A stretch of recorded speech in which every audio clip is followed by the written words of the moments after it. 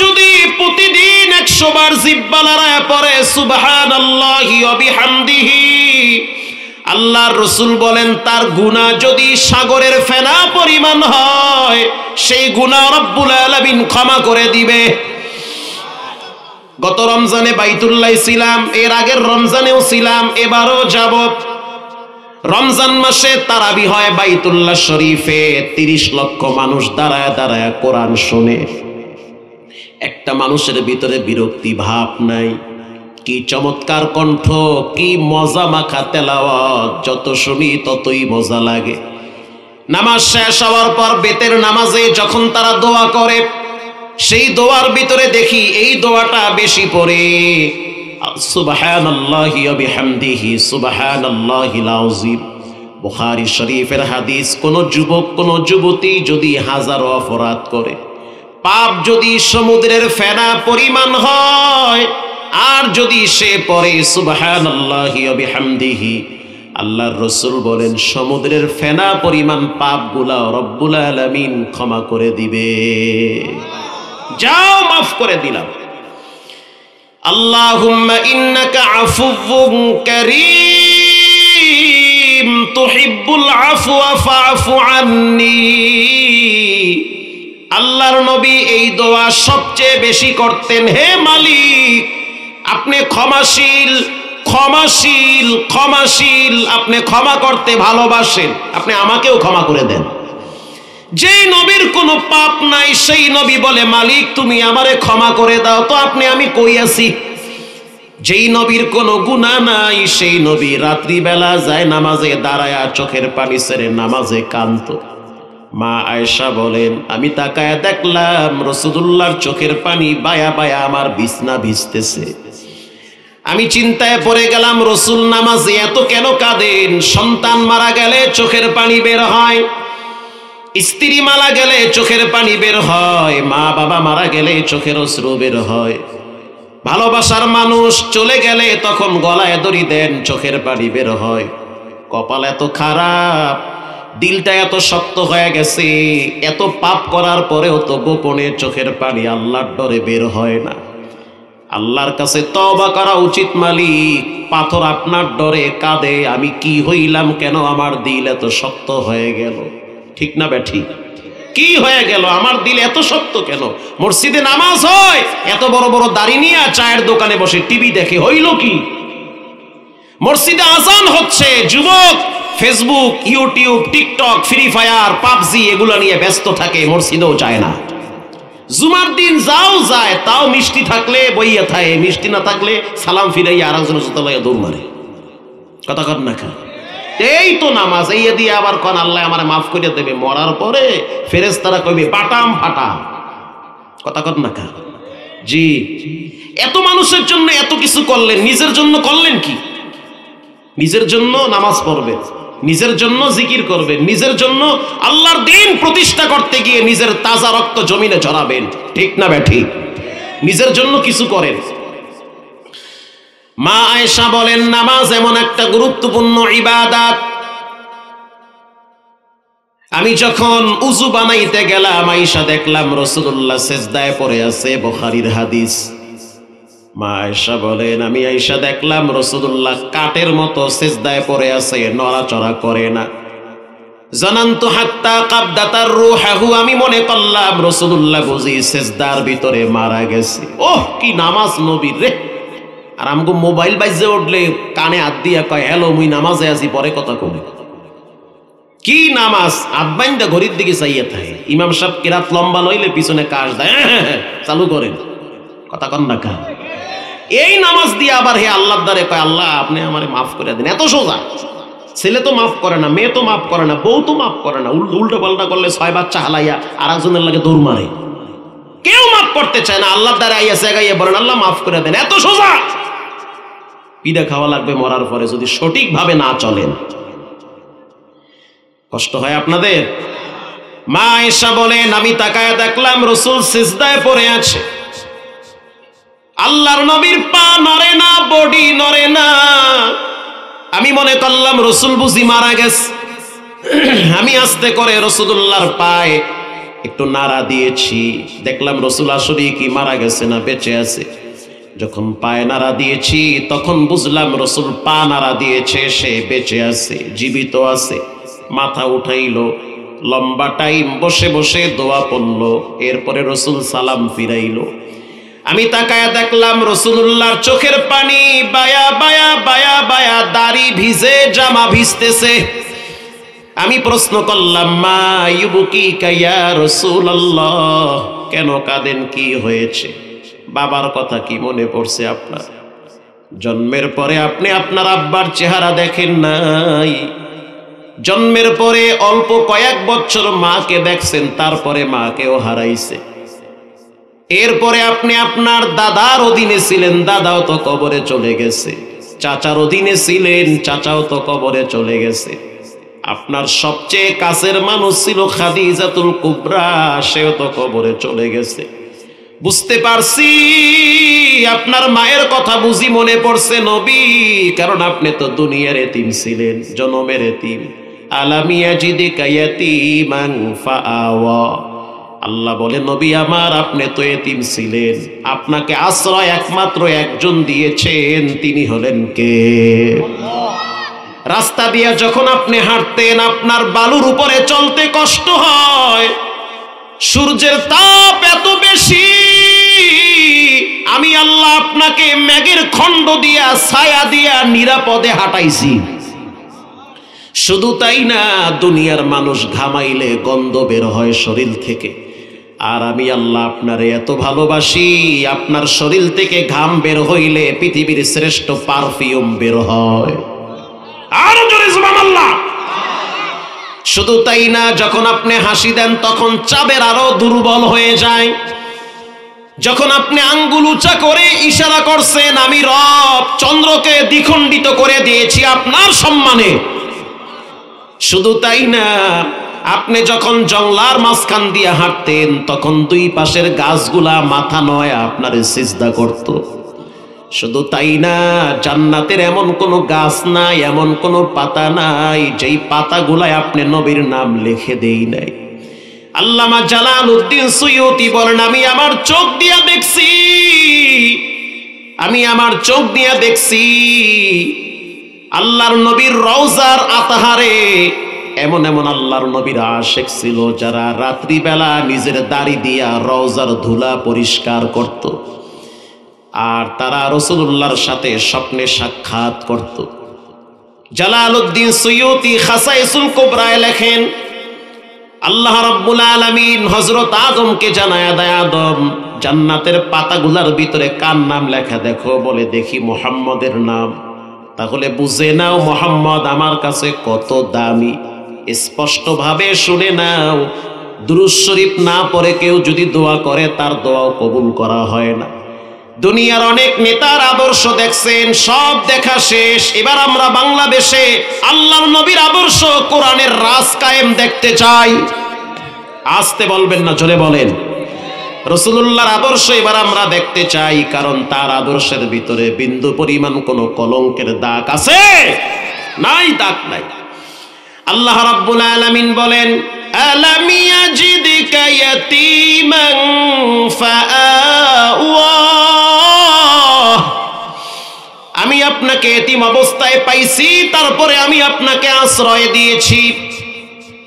ও নবী আমার, আপনার মা বাবার কথা মনে পড়ছে বিদায় আপনি কাঁদেন। রাসূল বলেন, না। তাহলে কেন কাঁদেন? আল্লাহর নবী বলেন, আয়েশা শুনে নাও, আল্লাহরে যতটা আমি চিনি ততটা পৃথিবীর কেউ চিনে না। আল্লাহ যেমন নরম তেমন গরম, আল্লাহর আযাব গজব আমি আমার চোখ দিয়া দেখছি। কারণ রব্বুল আলামিন তার প্রিয় নবীকে যখন মক্কায় পাঠাইলেন, মক্কার বেঈমানেরা নবীরে গালি দেয় না, কিন্তু আল্লাহরে গালি দেয়। কথা বুঝতেছেন? ভাতিজা ভাগিনা যাই হোক। ইন দি মিন টাইমে আস ইবনে ওয়াইল বলে, মুহাম্মদ সাল্লাল্লাহু আলাইহি সাল্লাম, কি হয়েছে তোমার? আল্লাহরে তো গালি দিয়ে, আল্লাহ কিছুই কয় না। আল্লাহ রাব্বুল আলামিন বলেন, নবী আপনি জানায় দেন, মা কানাল্লাহু লিয়ুআযযিবাহুম ওয়া আনতা ফীহিম ওয়া মা কানাল্লাহু মুআযযিবাহুম ওয়া হুম ইস্তাগফিরুন। আমি আপনার সম্মানার্থে মক্কার বেঈমানদেরকে ছেড়ে দিয়েছি, তাদেরকে আমি শাস্তি দিব না শুধু আপনার কারণে। ওয়ামা কানাল্লাহু মুআযযিবাহুম ওয়া হুম ইস্তাগফিরুন।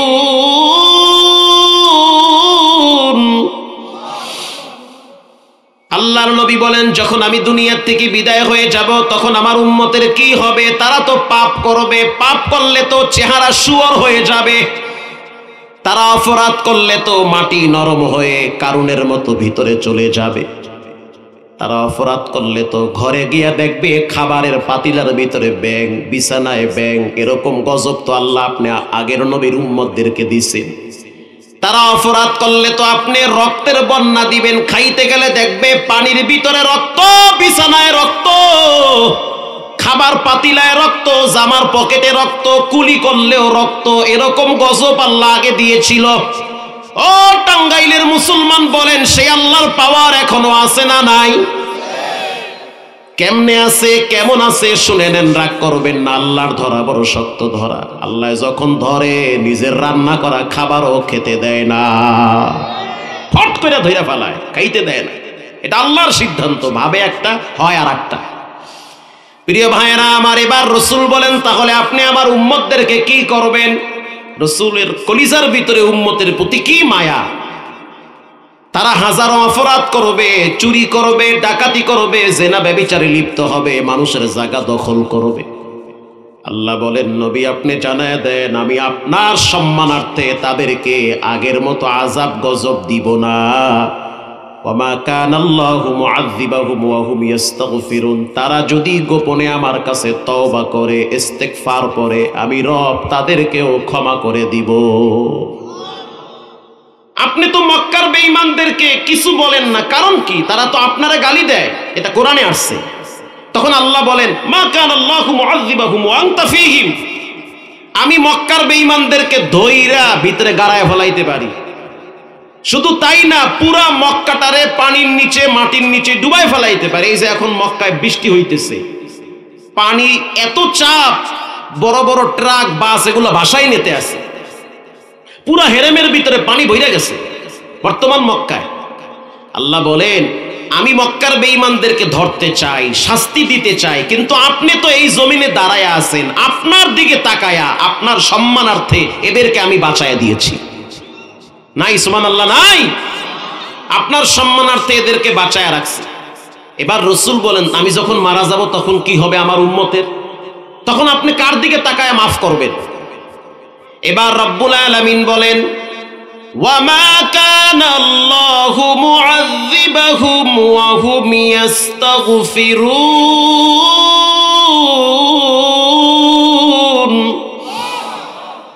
যখন আপনি থাকবেন না তখন আপনার উম্মতদেরকে জানায় দেন, তারা যদি গোপনে তওবা করে, ইস্তেগফার করে, একবার যদি বলে রব্বে কারীম আমারে মাফ করে দেন, ইস্তেগফার পড়ার সাথে সাথে আমি তাদেরকে আরো কিছুদিন দুনিয়াতে আরামে বসবাস করাবো। ইস্তেগফার করলে তাদেরকে মাফ করবো। এই জন্য বেশি বেশি ইস্তেগফার করবেন। অনেক বিপদ ডানে বামে ঘুরে, কোন সময় ফট করে আপনি জানগা আল্লাহ জানে। কত মানুষ প্রতিদিন মরে, হয়তো কালকে আপনার জন্য সকাল হতে পারে, পরকালও হতে পারে। কার না জানি মসজিদের পালকি রেডি হয়ে গেছে, আল্লাহই ভালো জানে। এখানে যারা আছেন হয়তো এমনও হতে পারে কারো না কারোর জন্য দোকানে কাপনের কাপন হাজির হয়ে গেছে, শুধু টাইম মতো তোমার বাড়িতে চলে যাবে। আমি তখন সভাপতিকে বললাম যে এই দৃশ্য এখানে কেন? এখানে তো দোয়া লেখা থাকে। সে বলল, হুজুর অনেক কষ্টে লিখছি। আমাদের এই মহল্লার থেকে গাড়ি ভাড়া করে যুবকরা কক্সবাজারে গেছে। যাওয়ার আগে আমার ভাইস্তা, ভাগিনা, আত্মীয় স্বজন তাদেরকে বলছি, তোদের পায়ে হাত অনুরোধ করে বলি, বেশি আনন্দের টাইমে বেশি বিপদ আসে। কথা কন না, বেশি এনজয়ের টাইমে হঠাৎ এমন কিছু হয়ে যায় যা বান্দা কল্পনাই করতে পারে না। ঢাকার থেকে রওনা হয়েছে, বগুড়ায় যাবে, বর যাত্রী গাড়ি সহ ডাইরেক্ট এলেঙ্গায় ঢালে ফেলায় দিছে। আল্লাহ বলেন, এটা কে পারে? তো বেশি আনন্দের সময় বেশি বিপদ। বেশি আনন্দে উদ্ভাসিত হতে নাই, বেশি আনন্দে আত্মহারা হতে নাই, আল্লাহকে স্মরণ করতে হয়। তারা কথা শোনে নাই, তারা ডেকসেট বন্ধ রাখছে। মসজিদ ক্রস করার পরে কিছু দূর যাওয়ার পরে হিন্দি গান চালু করছে। হিন্দি গান চালাইতেছে, কক্সবাজার যাইবে, মনে রং লাগছে, গিয়ে ডুবাইবে, কি শান্তি রে। কিছু দূর যাওয়ার পরে গাড়ি ইউটার্ন নিতে গিয়ে ওখানে পল্টি খাইছে, 11 জন মারা গেছে। কতজন? 11 জন। সেখানে সব তরুণ, সব যুবক। তো সে বলল যে আমি পারলে রক্ত দিয়ে এখানে লাগতাম। হে যুবক, যদিও তুমি মসজিদে আসবা না, রব টাইম মতো মসজিদের পালকি তোমার বাড়িতে পৌঁছে দিবে, তুমি হয়তো নিজেই জানবা না। আল্লাহরে ডরান, আল্লাহর ধরা শক্ত ধরা। এজন্য রব্বুল আলামিন বলেন, কিয়ামতের ময়দান যেদিন কায়েম হয়ে যাবে, ওদিন জান্নাতীরা আলাদা হবে, জাহান্নামীরা আলাদা হবে। ওয়ামতাজুল ইয়াউমা আইয়ুহাল মুজরিমুন। দুনিয়ার ভিতরে স্লিপ ছাড়া অনেক সময় লাইনে দাঁড়ানো যায় না। কথা কি বুঝতেছেন ভাই? আপনার স্লিপ আছে বলে নাই, বলে লাইন ছাড়েন। স্লিপ নাই, লাইনে দাঁড়াইতে পারবেন না, দূরে যান। টিকিট আছে বলে হ্যাঁ আছে, তাহলে বাসে উঠবেন। টিকিট নাই, এলাও হবে না, আপনি যত বড় হন। কিয়ামতের ময়দানে রব্বুল আলামিন বলবেন, ওই দিন এই জমিনটা হবে তামার জমিন। আল্লাহু আকবার বলেন। আল্লাহ পাক কোরআনে বলেন, কানা মিকদারুহু 50 আলফা সানাতিম মিম্মা তাউদ্দুন। আরে ভাই, প্রথম কিয়ামত তো মরার পরেই শুরু হবে। বেঈমান, নাফরমান, বেনামাজি, সুদখোর, হারামখোরের প্রথম কিয়ামত মরার থেকে স্টার্ট হবে। কিয়ামতের ময়দানের প্রথম ধাপ হলো কবর। এই জন্য হযরত উসমান রাদিয়াল্লাহু তাআলা আনহু কবর দেখলে সবচেয়ে বেশি কাঁদতেন।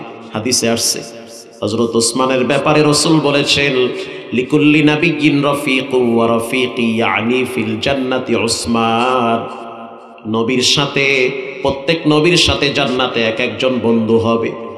আল্লাহর রাসূল বলেন, আমার সাথে আমার জান্নাতে আমার বন্ধু হবে আমার জামাতা হযরত উসমান। এত দামি সাহাবী।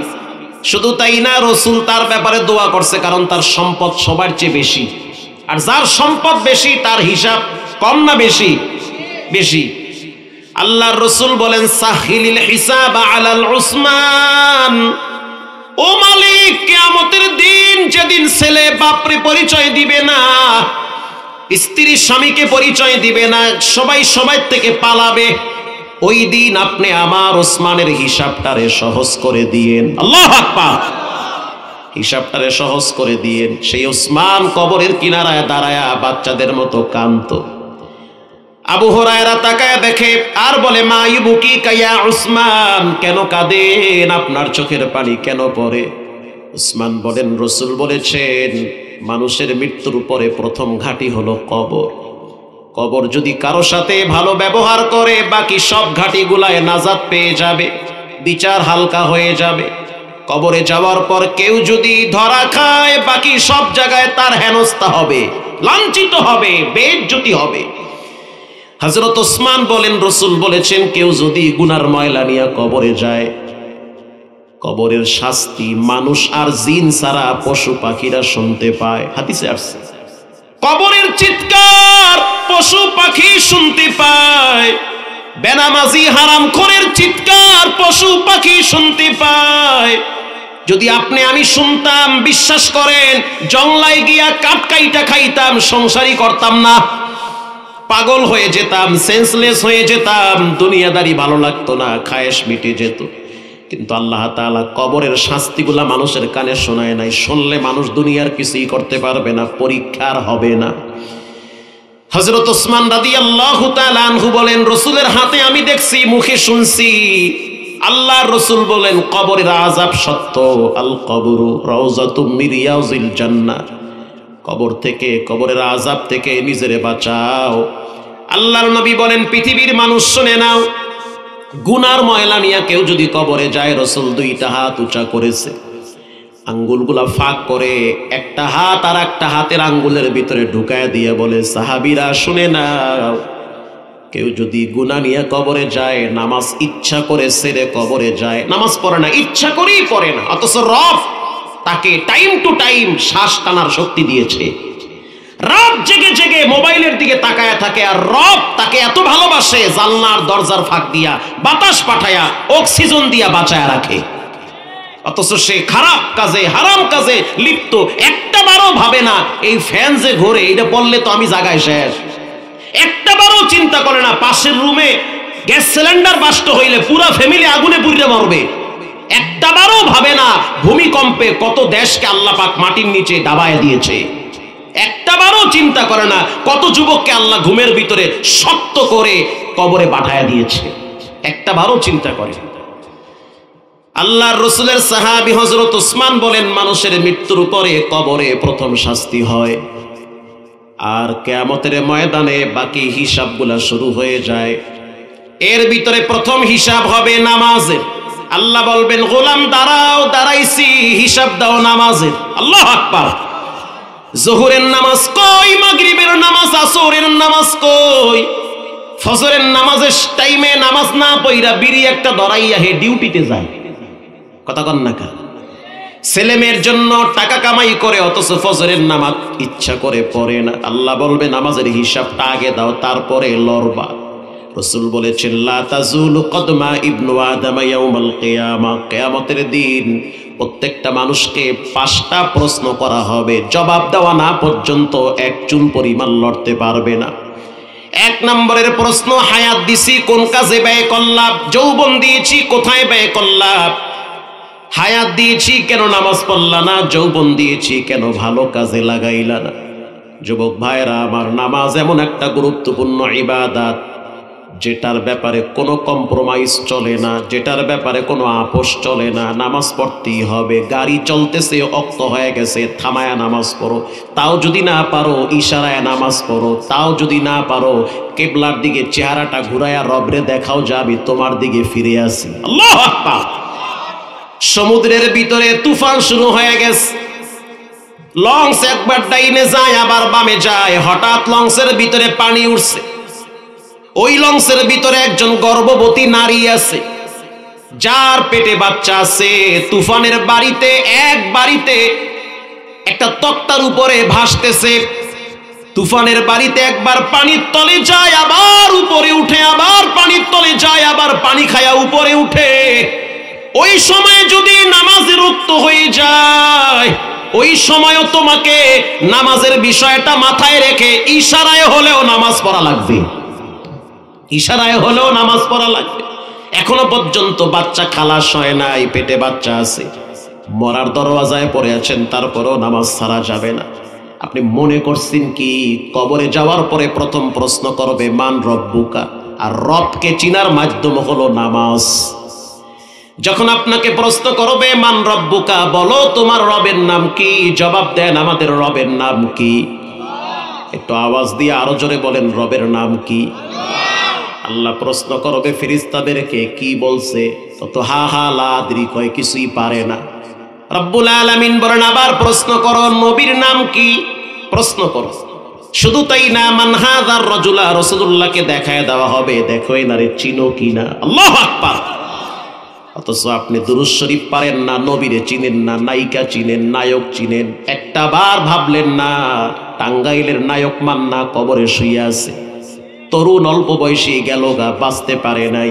আপনারও সিরিয়াল আসতেছে, টিকতে পারবেন না। খুব দ্রুত যেতে হবে, সময় বর্তমান খুব দ্রুত ফুরিয়ে যায়। এবার আপনারা বলেন, কবরে যখন প্রশ্ন করা হবে মান রব্বুকা, উত্তর হবে রব্বি আল্লাহ, আমার রব একজন। চিৎকার মেরে বলেন, তিনি হলেন কে? রব শব্দর বাস্তব প্র্যাকটিস হয় নামাজ। একটা মানুষ যখন নামাজ পড়ে, নামাজের ভিতরে সূরা ফাতিহা আছে না নাই? আলহামদুলিল্লাহি রাব্বিল আলামিন। যুবক যারা আছেন আওয়াজ দিয়ে বলেন, রব্বিল আলামিন রব আছে না নাই? রব, এটা মুখ থেকে বের হচ্ছে। মানে নামাজের কথা হুজুররা এত কয়কা? আরে হুজুররা কেন বলবে? নামাজের কথা তো আল্লাহই সবচেয়ে বেশি বলছে, নামাজের কথা তো রাসূল সবচেয়ে বেশি বলছে। অথচ মসজিদ পাকা, মুসল্লি নাই। কি করে? টিকটক দেখে, পাবজি, ফ্রি ফায়ার, আর মুরব্বীরা যার দোকানে বইয়া টিভি আর বিড়ি নিয়ে ব্যস্ত থাকে, নামাজ পড়তে চায় না। এরপরে যখন একটা মানুষ রুকুতে যায়, সুবহান রাব্বিয়াল আযীম বলেন, রব শব্দ আছে না নাই? যখন দাঁড়ায়, সামি আল্লাহু লিমান হামিদা রব্বানা লাকাল হামদ বলেন, রব আছে না নাই? যখন সিজদায় যায় সুবহানা রাব্বিয়াল আ'লা বলেন, রব আছে না নাই? নামাজ শেষ হওয়ার পরে যখন দোয়া করে রব্বিরহামহুমা কামা রাব্বায়ানি সগীরা, রব্বানা যালামনা আনফুসানা ওয়া ইল্লাম তাগফির লানা, বলেন এখানে রব আছে না নাই? যেই লোকটা প্রতিদিন 5 ওয়াক্ত নামাজ পড়ে শত শতবার তার মুখ থেকে রব শব্দটা বের করে দেয় কে? আরে যখন হঠাৎ কবরে যাবে তখন অটোমেটিক বলবে রব্বি আল্লাহ, আমার রব একজন, তিনি হলেন কে? নামাজের জন্য মসজিদ দরকার, নামাজের জন্য গুরুত্বপূর্ণ একটা জায়গা মসজিদ দরকার। নিজের টাকা দিয়ে টাইলস লাগাইছেন বাথরুমে, নিজের টাকায় ঘর সুন্দর করে সাজাইছেন, মসজিদের জন্য 2 টাকা ব্যয় করলে কলজায় কামড় মারে। এত কৃপণ কেন হয়েছেন? রাসূল বলেছেন পৃথিবীর মানুষ শুনে নাও, যারা মসজিদে দান করে তারা যেন আল্লাহর ঘরে দান করে, আর রবের ঘরে দান করলে সে যেন মনে রাখে রব তারে কখনোই ফালায়া দিবে না। এমন জায়গায় বিপদে পড়বে যেখানে রবের সহযোগিতা ছাড়া কারো সহযোগিতা টিকবে না। গোপনে কেউ যদি রবের জন্য রবের ঘরে দান করে, ওই সময় রব কুদরতি ভাবে তাকে সাহায্য করবে। অন্য এক হাদিসে রাসূল বলেন ইন্নাস সাদাকা লাতুতফিউল গাদাবার রাব্বি, আল্লাহর রাসূল বলেন পৃথিবীর মানুষ, দান হলো শক্তিশালী জিনিস, দান শক্তিশালী জিনিস। আবার বলি, দান হলো শক্তিশালী জিনিস। বাতাস, আগুন, পাহাড়, জমিন, যা কিছু দেখতে পান সবার উপরে দান হলো শক্তিশালী।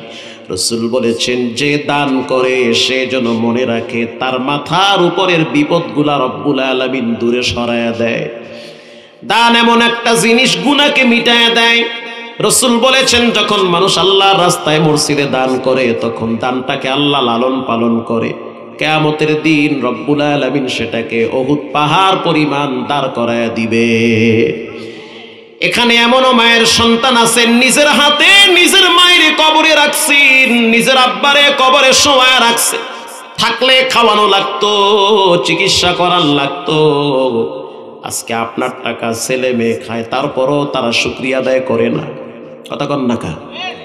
বুঝবেন পরে, আপনি যখন বুড়া হবেন তখন দেখবেন ছেলে মেয়েদের কত অভিযোগ, বাবা ওই জায়গা বেচছে কা, ওই দোহান বেচছে কা, ওই টাহা বাবায় খাইছে কা, সব এডির বাড়ি দাও, খালি এগো দেও, সব এগো মোড়ে পড়ে না। এত খাওয়ান এত দেন, তারপরও দেখবেন 30 বছরের সংসার উল্টা পাল্টা হয়ে গেলে বউ চেহারা কালা বানায় কয় তোমার ঘরে কিছুই পাইলাম না। কথা কন না কা? অথচ মা এমন এক দামি সম্পদ যে কিনা নিঃস্বার্থভাবে আপনার জন্য দোয়া করত। মা এমন এক সম্পদ, মেথরনির মতো নিজের হাতে পায়খানা প্রস্রাবের খেতা সাফ করত। আজকে আপনার ফ্রিজের ভিতরে মাছ গোস্তর অভাব নাই, অথচ আপনার মা কবরে পড়ে আছে, খবরও নেন না কেমন আছে, একটা বার দোয়াও করেন না, 2-4 টাকা দান করে তাদের জন্য মাগফিরাত কামনা করেন না। অপেক্ষায় থাকেন আপনি যেমন করবেন আপনি তেমন পাবেন। কামা তাদিনু তুদানু, যেমন কর্ম তেমন ফল, যেমন দিবেন তেমন ফলাফল পাবেন। আপনি মা বাবার জন্য ব্যয় করবেন, আপনার ছেলে মেয়ে শিখবে, দেখবে তারা আপনার জন্য ব্যয় করবে।